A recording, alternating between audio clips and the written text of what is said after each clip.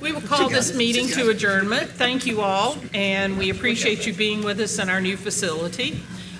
Can everyone in the back hear? Can you hear? Good, good. We love our new building, and we're very happy to be here, so happy to have you join us as well. If you have a cell phone or a device that may ring, chirp, or sing us a song, if you would, please turn it on silent so that we can give you our full attention and you ours. Thank you. Like that? Speaking of Don't do that. which, See, that's what I was showing you not to do. with that, council will rise for a pledge of allegiance, and Ronnie, would you give our invocation? Thank you. Oh, yeah, this way. I pledge allegiance to the flag of the United States of America and to the republic for which it stands, one nation, under God, indivisible, with liberty and justice for all. Father, as we come before you tonight, we want to thank you for another blessed day that you've given us. We thank you for keeping us safe through another day. Pray that you be with us tonight, guide us, direct us, give us the wisdom to conduct the town's business. We give you praise and glory for it all. In your holy name we pray. Amen. Amen. Amen. We have a pretty full agenda tonight, but we'll do our very best to move along quickly. Council members, you have received your April 28th, May 5th, and May 12th minutes from council meetings and workshops. Are there any changes, additions, or deletions? I'll make a motion to accept the minutes as submitted. Second. I have a motion and a second. All those in favor, please say aye. Aye. All those opposed? Thank you so much. Public comment. Pursuant to Section 2-46 of the Code of Ordinances for the Town of Fort Mill, any citizen of the town may appear before council for the purpose of providing public comments on any municipal matter except personnel matters. Those who wish to speak must sign in before entering our council chambers prior to the start of the meeting, and each citizen would be given 3 minutes to speak. I understand from our assistant manager that we haven't had anyone sign in for this evening's meeting, so thank you. So we'll begin immediately with presentation number 1, which is the Fort Mill Fire Department promotional ceremony. Chief Wilkerson.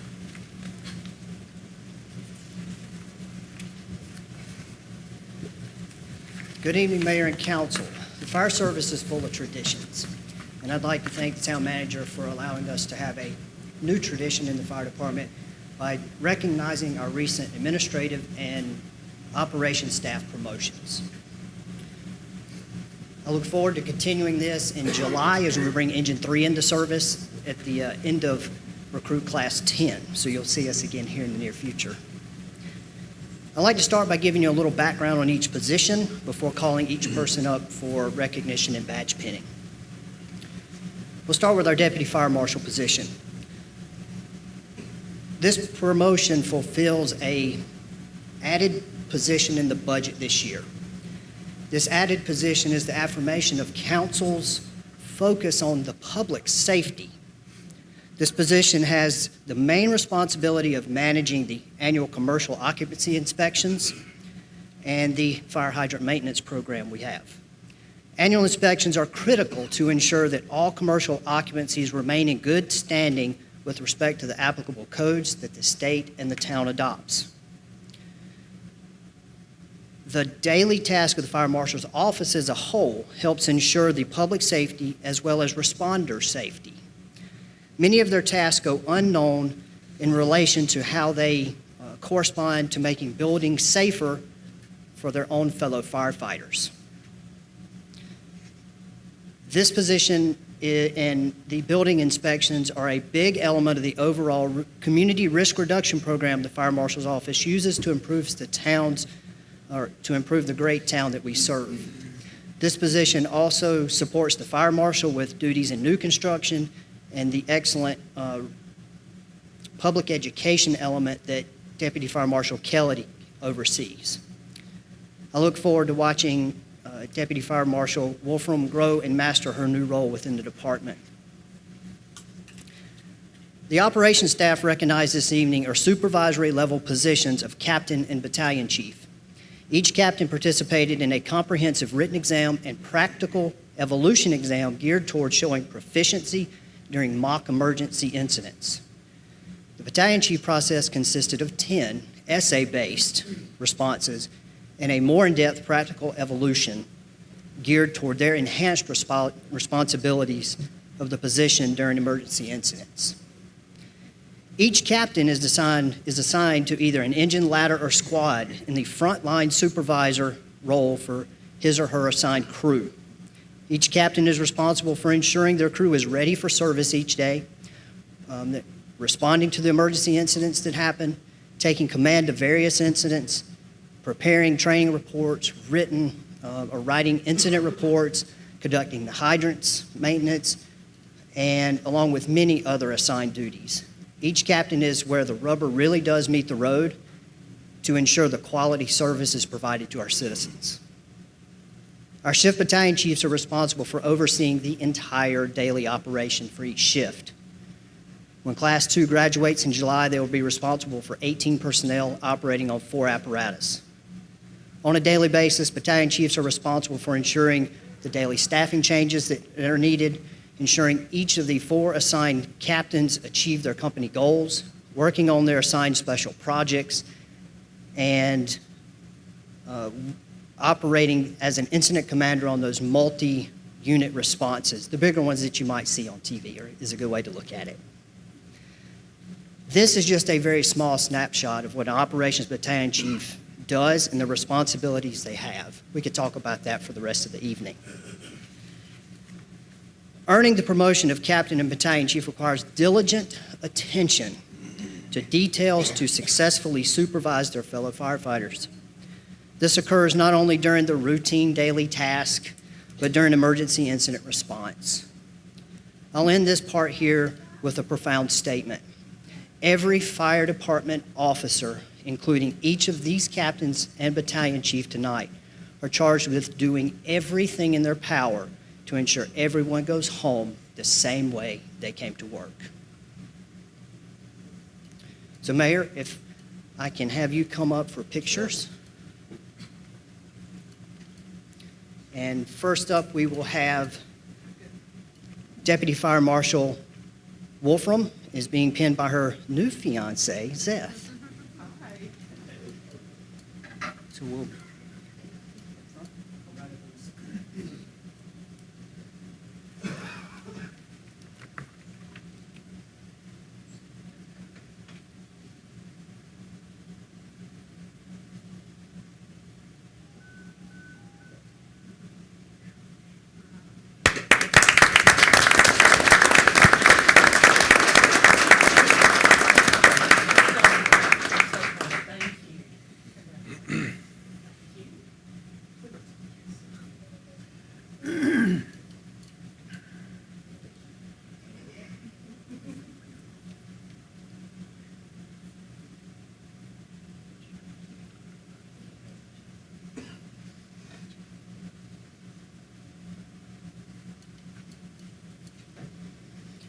Next up, we'll have Captain Thomas Varjabedian being pinned by his whole family.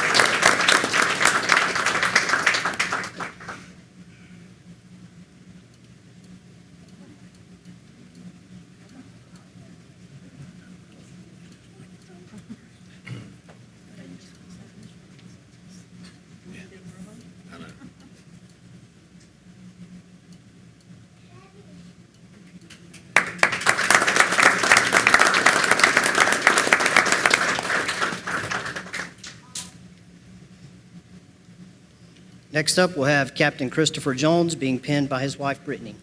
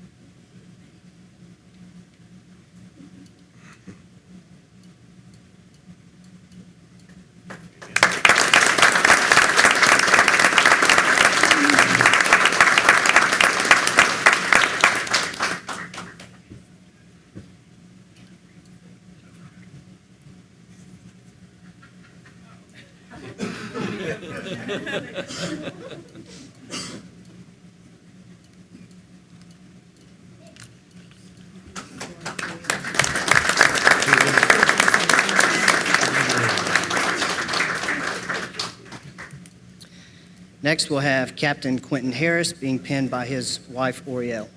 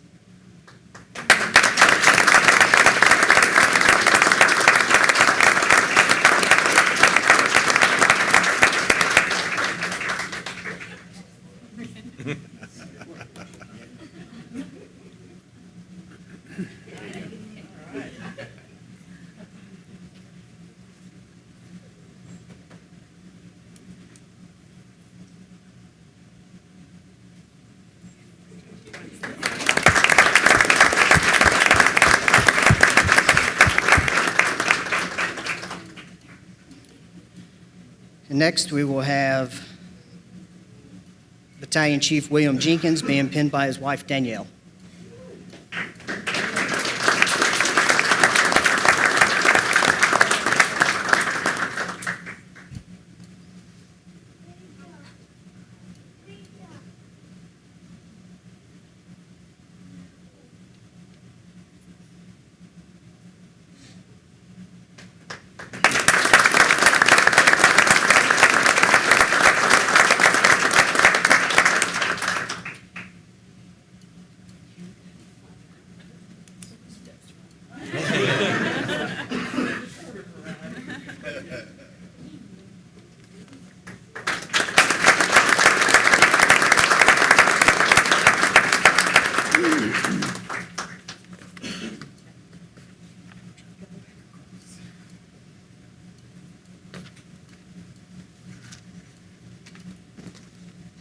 Each of these positions and promotions celebrates hard work and many career goals. So, and again, I'd like to thank management and council for this opportunity. And as we finish here, we're going to exit out, and management has provided a gathering upstairs for us. Thank you. Thank you, Chipper. And I would like to express that all that hugging and all the people across the back row, this is truly a family. You guys are an incredible part of Fort Mill. You are family to us, all of you, your wives, your children, your brothers, sisters, dads. We love you all. And we love you because you continually put yourself between us and things that are dangerous. Thank you is a very small way to try and let you know how much we care about each individual. So for those of you in the back, those of you in new wonderful positions, we're so proud of you. We're so very proud of you. Thank you so much.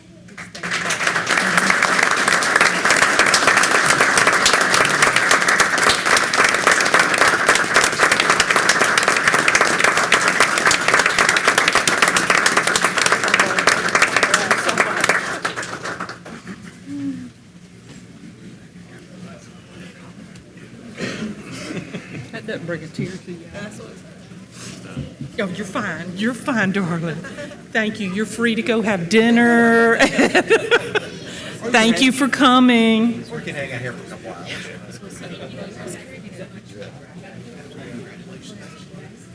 Congratulations. Chipper does. Yeah, I did it Yeah. 5 years. So proud of you, honey, so much. You know I am. Thank you. We appreciate you. Great job. Congratulations. You didn't hire any short ones, did you? That one. Yeah. Hair down there. You look short for some reason out there. I am. All right. Thank you all. That's such a wonderful opportunity for us all to see those changes and all the progression that's happening in our fire department. We'll move now to old business item number 1, public hearing and second reading, an ordinance amending the Code of Ordinances for the Town of Fort Mill, Chapter 2, Administration, Article 4, Finance and Taxation, Division 4, Development Impact Fees, so as to update development impact fees for the town as mandated by the South Carolina Development Impact Fee Act. So we will open the public hearing. Anyone like to speak? Hearing none, we will close the public hearing, and we will move into the second reading. Chris, has anything changed? Mayor, the only change has been in the effective date of the ordinance, moving it to June 1st as opposed to effective immediately. That just gives staff a little time to change paperwork and do things of that nature so that we are collecting appropriate fees on day 1. Okay, did everyone understand? We've just moved the effective date from today to June the 1st to ensure that all the paperwork is complete. I need a motion, unless you have questions. I make a motion to approve old business item number 1. I'll second. Have a motion and a second. All those in favor, please say aye. Aye. All those opposed, thank you so much. Do we need to do an amendment for the date change, or? Do we need to do an amendment for the date change? We're good. Okay. Thank you for catching that. Old business item number 2, public hearing and second reading, an ordinance adopting the capital improvements plan for projects eligible for development impact fee funding. Chris Pettit. And we'll open the public hearing first. Anyone here would like to speak? We're going to close the public hearing. Chris, this is a second reading. Has anything changed? No, ma'am, no changes. Any questions by council? I need a motion. Make a motion to approve old business item number 2. Second. I have a motion and a second. All those in favor, please say aye. Aye. All those opposed, thank you so much. New business item number 1, resolution accepting the streets within the Nims Village subdivision into the Town of Fort Mill Street Maintenance System. Penelope. Good evening, Mayor and Council. Tonight, we have the Nims Village subdivision that it's ready for street acceptance application. The neighborhood is built out. The applicant is here, David Faulkner from Pace Development. Again, this is a resolution to accept the streets in Nims Village subdivision. The recommendation tonight is either to approve accepting the streets listed in the Town of Fort Mill Street Maintenance System or do not approve it. But everything has been met. I have talked with Utilities Department, Public Works, and we have all the proper paperwork. Everybody understand that they have met all the criteria put forth by Fort Mill for this? Are there any questions for Penelope? I've got a couple, and it may not just be directed towards you, it may be town manager as well. Looking at the funding that we have for this going forward, I'm assuming that come our new budget cycle, we'll talk about how we're specifically going to manage this in the coming years. While it's in good condition under warranty for a year, we need to know where we're going to be in 10, 15 years whenever repairs are needed. Yes, we are. We have a detailed inventory of all the roadways in the town of Fort Mill, and we'll be projecting those costs out over the next 20 years. And because we're on a taped version, I'd like to make certain that everyone understands. I believe Councilman Cook is asking about all roads that have been taken into the town, not just specifically Nims Village. Yes, ma'am. Okay. That is correct. And just tell, since we are on TV, it is, we have the bond, we have the non-maintenance agreement, and then after this resolution, if it does get passed, we take it to the necessary departments where Mr. Vargo then knows how to budget for each year of the maintenance of the roads. So we have a whole running list, once council accepts these roads and after the maintenance, that we have linear feet and cost estimates of how to maintain those roads. Is there an HOA with this neighborhood? I'm sorry, say that Is there again? an HOA in this Yes. neighborhood? Oh, yes. Yes. Okay. How are we communicating with them, or have we put together a process for communication after this? Because I know in Massey, there's still questions about what's being done, not done, and I just want to ensure that we're as forthright as we can be with what the process is. Well, what we are doing, Councilwoman Cook, we're working with the developer. Once this gets accepted in the resolution, and they are supposed to turn it over to the HOA, we do have, Utilities Department has a list of all HOA contacts, and so we provide that information. But as simple as just calling the Planning Department, we'd be more than happy to explain to the residents if they have questions about these, what roads are ours and which ones are not. But there is mechanisms of contact lists with HOA. Okay, thank you.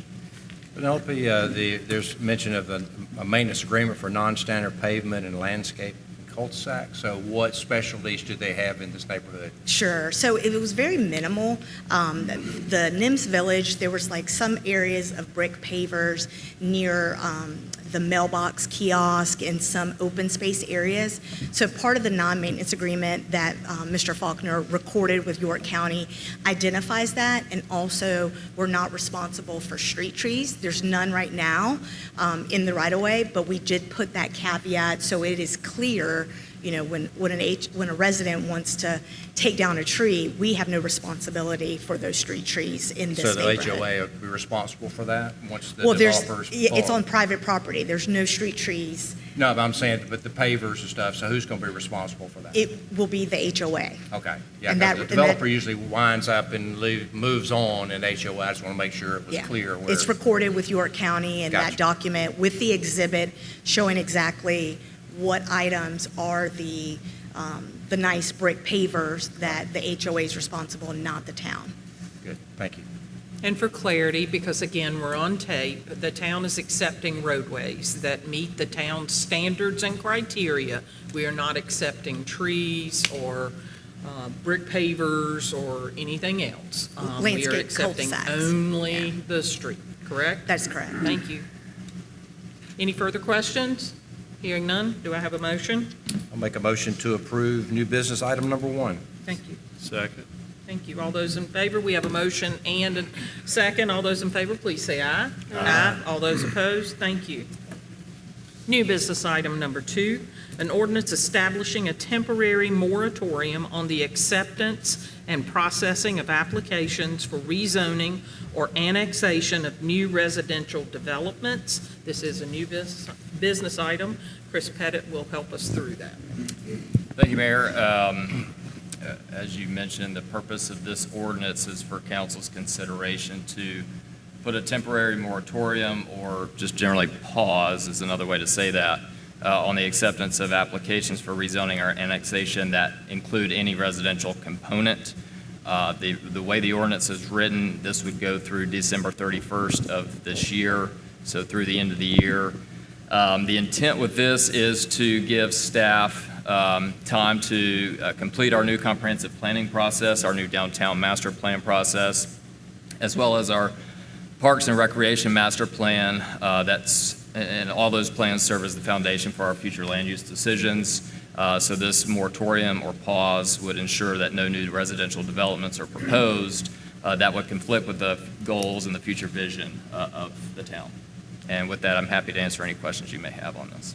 I think that was a very nice summary. I think for those watching, this is not forever and a day. It is, however, during the time frame that we are required by the state to update our 10-year, our future plan.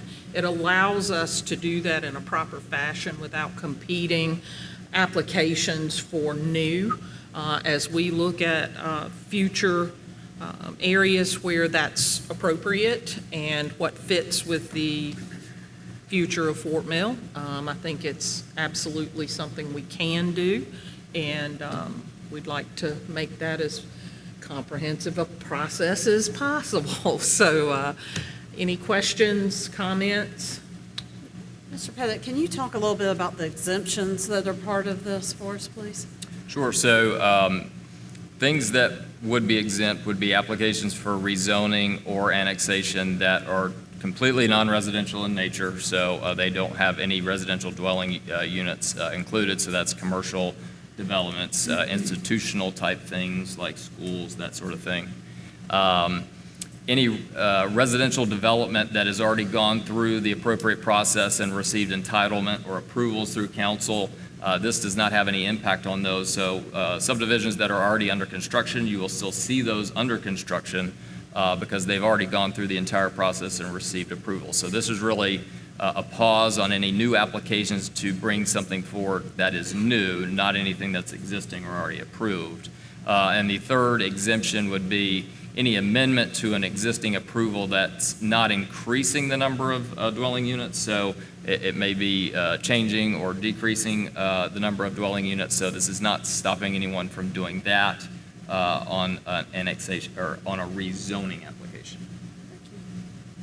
I think that's a good, thank you for the clarification. The one other thing I think is it's not, if it's already zoned residential, so if I own a lot and I'm going to build a house for my child and it's already zoned residential, it would not be impacted. And there again, and also commercial property, there again, we're very interested in commercial, moving forward with commercial property, so this would not be impacted. So thanks for the clarification on that. In addition to the comprehensive plans, my understanding is this will still allow us also the ample time to be able to correct some of our ordinances or update some of our ordinances to be more in line with council's wishes for the future? Correct. As we are going through the comprehensive planning process and the other plans, ultimately, as we identify what that vision is for the community, there will be items within our zoning ordinance, our subdivision ordinances that will need to be amended, and this will allow us time to begin those amendments so that plus or minus the end of the year, we have those in effect so that when the moratorium or pause is over, then anything new that gets submitted will be subject to those new regulations that are intended to implement the visions that you've established. I think it's very timely and appropriate, so right with the master plan coming through, especially with all three of the things we've got going. So I think it's great timing. One final question, sorry for so many, but this is near and dear to a lot of people's hearts. The timing that's involved with it, I know the stop-start has to be around the comprehensive plan, but what are our limitations on going longer or shorter, and why are we set on this time frame for the end of December? State law says that a moratorium is a tool that council has. It must be tied to a planning effort. You can't just stop entitlements or without having it tied to something. So there isn't case law necessarily within the state that gives you clear guidance on how long it can be. So best practice is, certainly no longer than a year, and we're looking to go through the end of this planning effort. They can be extended. Council could do another moratorium after this one, as long as it's tied to another planning effort or zoning rewrite or things of that nature. So there's no limits on how long it can be necessarily. But again, there's no case law that gives you a hard and fast, number of how long it can be. Thank you. Appreciate the clarification. Again, no time frame, only that we are in the right frame of time to accomplish what we indicate we're going to based on the state rulings and guidance for this pause. I like the word pause. That's a good way to describe this. It's not infinity, it's a pause. Any further questions? Hearing none, I need a motion. I make a motion to approve new business item number 2. I'll second. Have a motion and a second. All those in favor, please say aye. Aye. All those opposed, thank you so much. I think we didn't ask, when would this start? We'll have a second reading, we'll have a public hearing and a second reading at your next business meeting, and then we would have it start effective immediately. End of June. Correct. Yes, thank you. New business item number 3, a resolution opposing the proposed changes to the York County recreation tax. Carrie Vargo. Good evening, everyone.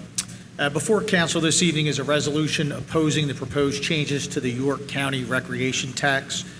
Historically, York County has imposed a 1.5 mil tax on the residents residing in unincorporated areas. That was in order to generate revenue, which was then passed through to the local municipalities, Fort Mill being one of them, in support of the active recreational programming that the town of Fort Mill provides to both the residents in the town of Fort Mill, but more importantly, tied to that 1.5 mil tax to the residents that live in the unincorporated areas of York County. Currently, in York County's proposed budget, they are looking to repeal said 1.5 mil tax on the folks that live in unincorporated York County and impose that 1.5 mil tax on all residents of York County. And subsequently, they're also looking to reduce the amount of funding that they're giving the local municipalities by about half in our case. Can I correct one thing? You most certainly The may. proposed 1.5 mil is only for incorporated areas through municipalities. It is not a 1.5 for the unincorporated areas. That was not my understanding. And we went, several of us went to the county council meeting last Monday evening, and that's probably one of the larger points of contention, is that they're repealing the 1.5 in the unincorporated areas, imposing a 1.5 in the incorporated area for benefiting financially the parks and areas that the county itself manages. So I think that's actually been one of the bigger rubs. You've got a frown. That was not my understanding either, I believe it. My understanding was it was a 1.5 mil tax countywide. Correct. That's my understanding as well. They're repealing the 1.5 mil tax on the folks that currently reside in the unincorporated areas. They're replacing it with a 1.5 mil across the board tax for all York County residents. We would need to get clarity on that because it makes no sense to me to repeal a tax and replace it with exactly the same tax. I am 99.99% sure, Mayor, but I will double check. That would change the whole perception of what they are attempting to do. However, I have spoken with the county council, several members, and the chair, and there seems to be a great deal of misunderstanding on what their proposal actually is. So I do think that this is a difficult position. The City of Rock Hill, the City of TK has sent out communication to all their residents asking them to oppose. And having talked with those mayors as well, it is very confusing. I do think clarity, the second reading of this is tonight, or the first reading, because we went to the budget meeting. So I do think clarity is crucial to where we fall in this particular issue. Have we received anything in writing from them yet, We- a proposal? We have not. I think that's feeding some of the misunderstandings on exactly what it is the proposal would be, is there is nothing in writing that has been received. We have received, I understand, 2 phone calls from the county manager, and I have spoken with the county council chair and 2 of the council members that represent Fort Mill. And I can tell you that we all are talking about the same things. Sorry. Well, if we haven't received anything in writing, that's even more concerning if they're at second reading. So that's because I've been in and out of conversations, and it's one of my terms, if it's not in writing, it didn't happen, and we should have officially received some clarification exactly, because it's going to impact our residents. And some of the concepts I've heard is going to be like a dual taxation for, especially if you think of some of our senior citizens that are not using these recreational parks. Agreed. I'm not opposed to the county. I've used Ebenezer and Allison Creek and some of those. I think those are appropriate uses, but it shouldn't go at the cost of providing services to our residents. And then there's people that can't afford things, and we also don't want to charge, cost out something that young kids can't participate because of the cost. I would like to, if you could contact the appropriate people, Carrie, and get something in writing so we can actually let to look at. So we're all make sure that we know exactly, what has been presented. At Monday's meeting, they even mentioned additional requirements for each of the municipalities to be able to receive this funding. Did not seem like a ton of work, but still, not knowing what the work is they're expecting, we don't know what the cost is or the work involved on our side to make that happen. So that's another piece to it that is just kind of unknown at this point, is what's going to be required for us to receive any funding. And I do think it is important before this council votes on or signs a resolution, we do have it in writing, as apparently we have a difference of opinion on what is being proposed. So if we don't have anything in writing, then we certainly need to get something. Barry, do you have any input? Have you been involved in? There's no obligation. No, I'm just saying, have you been involved in it at all? Do you? No. But I mean, it's a budget item for them, so they don't have any obligation to notify you of anything. But to the point, we probably need to get something in writing that indicates what they are proposing, right? Yeah, if it's going to impact the municipalities, you would think they would. Well, it's a 20-year standing agreement, a collaborative agreement and partnership with the Parks and Recs group that we have people that participate on. And that 20-year agreement, if it goes away, we have to deal with that. But to impose a tax on our constituents that we don't fully understand what they're going to do with it, and whether it's going to be on all or not, is pretty important to me for the very reasons that you state. I've got a mom that's 90 years old. The fact is, all of those parks are a good 20, 25 minutes from her home, and I can't see her using them. To do a 1.5 mil increase on her taxes, just without giving us any information, feels uncomfortable to me. Yeah, plus we'll have to make up any shortfalls on our budget to support any recreation initiative, which we do have several under consideration. So, yeah, I'd just like to see something in writing so it's crystal clear. Well, we've had multiple conversations inside the House and outside the House, so I do think tonight's a funny time for us to Mayor, be questioning. I'm reading from the York County's budget document, and it says, in FY26 proposed budget, county management is recommending elimination of the 1.5 mil unincorporated recreation tax, which you spoke to, and transitioning to a 1.5 mil county-wide general tax. So, Okay. Would you please, since you do have access to that, print it and send it to all of council? Thank you. Does it say anything in there about the requirements of the municipalities as far as or the supplement that they were talking about, or is that still required? They called it a stipend. it's not in this current section that I'm reviewing.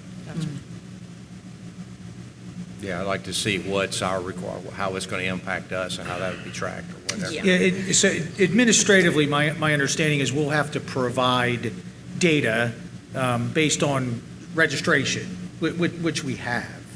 Our system allows us to differentiate where folks live, whether they're in town, out of town. We have GIS-based systems at this point that we're able to utilize. So from an administrative burden perspective, we are not concerned. That will not be overly complicated or unduly burdensome for us. So are you saying that our funding stream would be similar to what it is now? No, that I am not saying. So in 2024, we serviced approximately 1,500 folks that lived in unincorporated York County. So based on the proposed $75 per participant fee, our funding stream would be cut in half. So it would go from approximately $225,000 to approximately $112,500. Administratively, the issue, from a data perspective, that's not a problem. But regardless of data, our funding is being cut. So to your knowledge, do you know if York County charges impact fees at all in the unincorporated area like we do of new residences to help cover recreation? I am not familiar with what York County charges for that. I don't believe so. That's purely generated based on either general fund millage or millage that's specifically designated for parks. So for me, that's another taxation that people within the town limits are paying. It's new construction, I get that. So it's not everyone.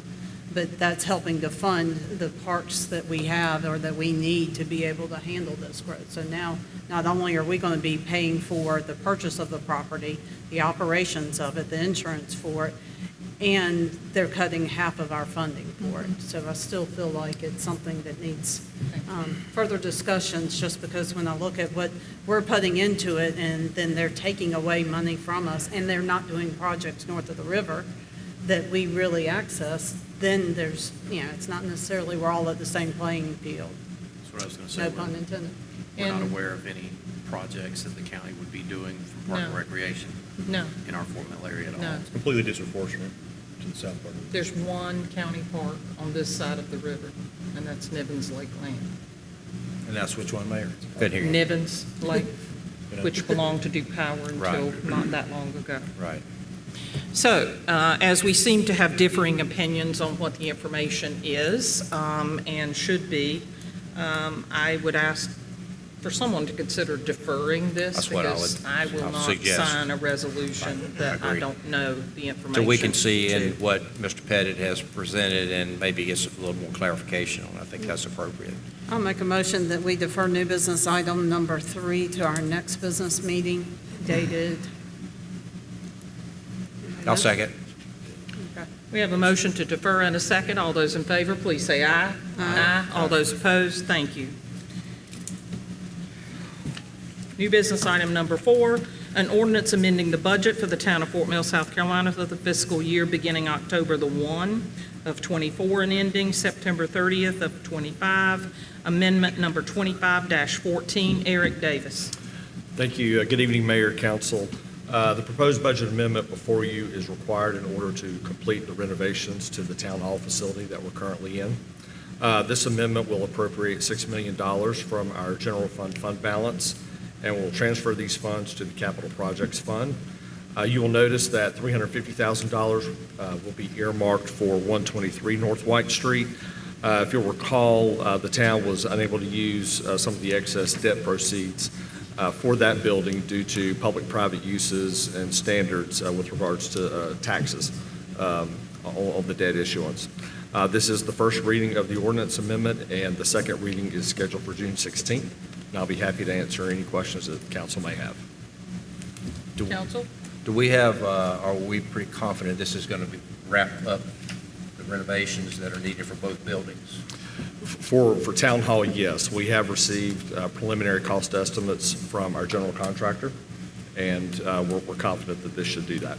And then for the, what's the 123, what's the other building? At 123 North White Street, so that 350 is for? Really to cover expenses that we've already incurred, general repairs, the roof, fire suppression system. Well, I knew there was things some of work that had nature. been done, and that's why my Yes, sir. question was, are we paying for that, or we've got other things that we I think know it's a of? great question, because we're not complete on construction for the police department nor the permanent council chambers. Does the Right. $6 million cover that? Yes, ma'am, that is what this is intended for, yes. I very much would like to see, as we move forward, a schedule, and I mean a real schedule, Agreed. on what that looks like from a standpoint of milestones on when we're going to complete things, and that way we can track whether we're on budget and on time or not. So I'm requesting that formally and publicly. Our plan was to have a more detailed conversation with you at the work session Thank in you. June. Further questions? Anybody want to make a motion? I'll make a motion to approve new business item number 4. Second. I have a motion to approve and a second. All those in favor, please say aye. Aye. All those opposed, thank you. Now, we have 2 information discussion items. The first one is the comprehensive plan update with Penelope Karagunas. Yes, Mayor and Council, just to let everyone know, we've been working diligently with Bolton and Mink for the past 2 months with the comprehensive plan, scheduling focus groups, having our first open house meeting on April 9th, launching our survey, which our survey is still available. It will close on June 13th, and then I'm very happy to say this morning we had 505 people that actually took the survey. So we're hoping, our goal is to get 1,000 people. So please, if you haven't taken the survey for the comprehensive plan, please take it, tell your family and friends, because that will be closed on June 13th.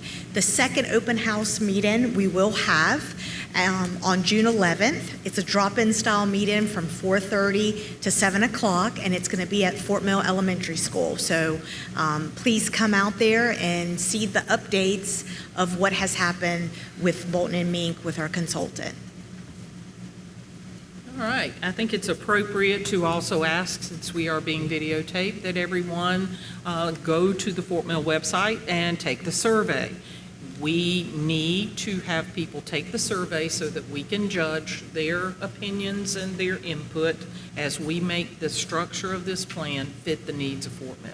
Yes, ma'am. And just for the record, the website is www.fortmillsc.gov/ourpathforward, and everyone can go to that site and see updates of the process of now what we're working on, the comprehensive plan, later with the downtown master plan, and then the Parks and Rec master plan as well. And do we have hyperlinks on our regular town website to get to that in the event that believe people so. forget Yes. the actual link? Yes.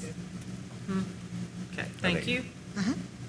All right, Penelope, continue with our downtown master plan update. Yes, ma'am.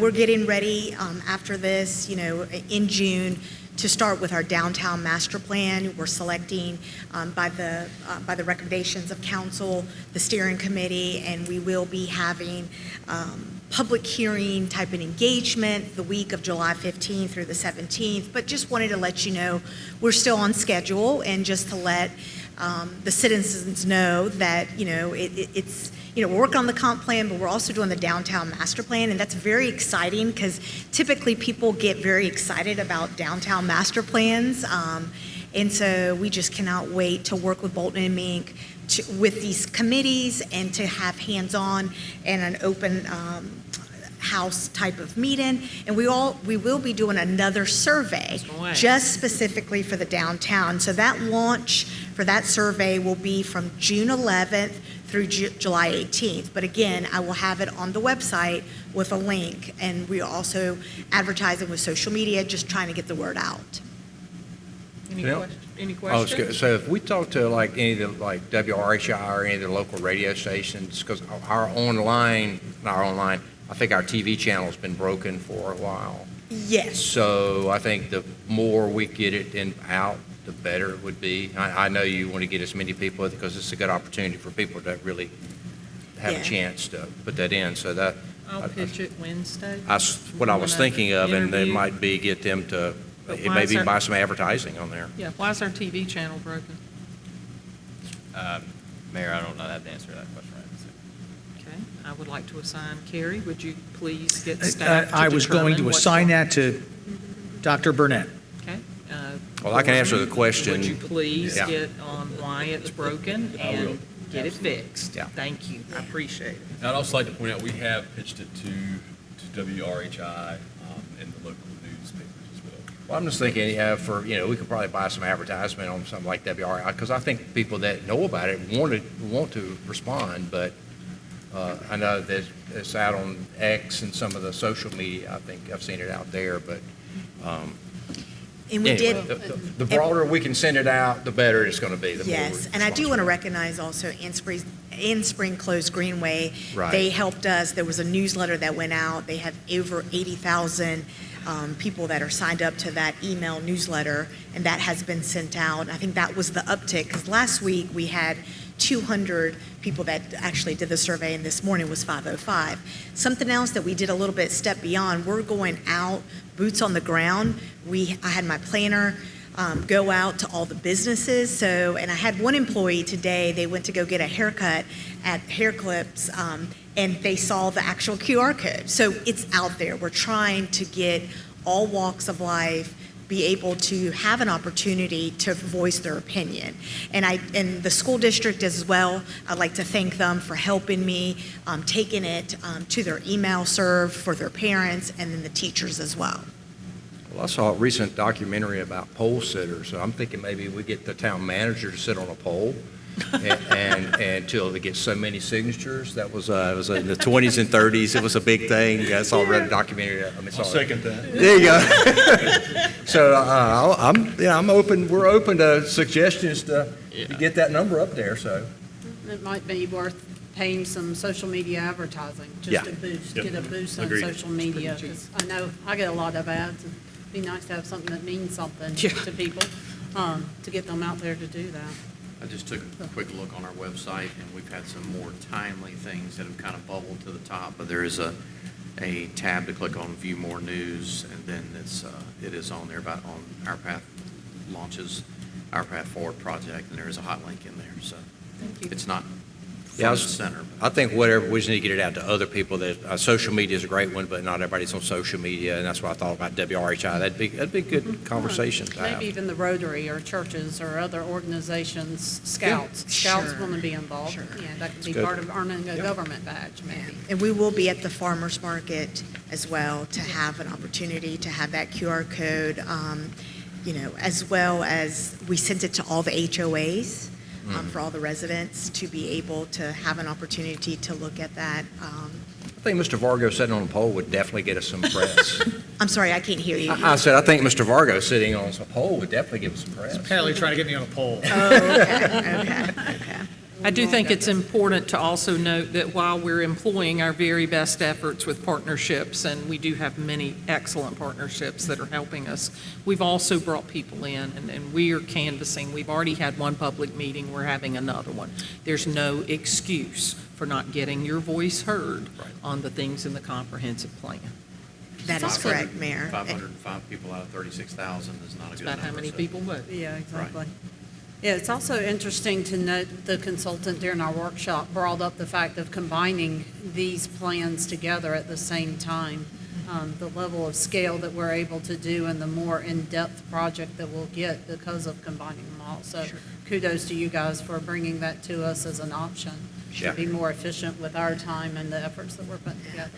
And also, I'd like to, since it's being televised, anyone that does not have internet, we do have paper copies at the Town Hall Annex. If they come in the lobby, we'll be more than happy to give them a paper copy for them to fill it out if they don't have internet. Thank you. Any further questions for Penelope? Hearing none, we're going to begin an executive session. Please note that council may take action on executive session items listed on the agenda when they come back into public session. We do not vote in executive session. Item number 1 is a discussion of negotiations incident to proposed purchase of real property. Item number 2, discussion of negotiations incident to proposed contractual arrangements relating to the leasing of the town's 111 South White Street facility. Number 3, discussion of negotiations incident to proposed contractual arrangements relating to the leasing of the town's 123 North White Street property. Item number 4, discussion of negotiations incident to proposed contractual arrangements with the City of Rock Hill. Item number 5, discussion of negotiations incident to proposed contractual arrangements for the design of the town's Operations Center campus. And item number 6, receipt of legal advice relating to potential claims. I will need a motion to move into executive session. I'll make a motion to move in executive session. I need a second. I have a motion and a second. All those that approve, please say aye. Aye. All those that don't, thank you so much. We will return. All right, guys, we've been here a good while. Thank you for your patience and your efforts. I'll entertain a motion for adjournment. We do need to come out of executive Oh, session. yeah, we got to do that. I got a motion to come out of executive session, a second. All those in favor, please say aye. Aye. All those opposed, let the record reflect that no votes were taken in executive session. And with that, thank you for your, you got something? I was going to make a motion to adjourn. Okay, please. I'll make a motion to adjourn. I'll second. Got a motion and a second to adjourn. All those in favor, please say aye. Aye. All those opposed, thank you so much.